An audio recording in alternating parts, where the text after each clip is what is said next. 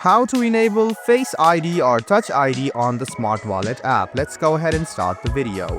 First of all, open Smart Wallet on your device and you can see this type of interface. Go ahead and tap on Settings on the bottom right hand corner of the screen. Once you do that, you can find Security.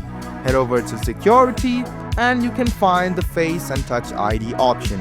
To enable it, just go ahead and tap on this button over here, and what you need to do next is enter your PIN, which is your current security PIN. So after you do this, you can now turn off the app, try to open it, and it will open up using your Touch ID. So you can just go ahead and close the app and you can open it once again. What you can do is either enter your PIN or you can enable it using the Face ID or your Touch ID. So there you go. This is how easy it is to enable Face or Touch ID on the Smart Wallet app. I hope this video was helpful for you. Like the video, subscribe to the channel, and do hit the bell button for more. Hope to see you in the next video as well.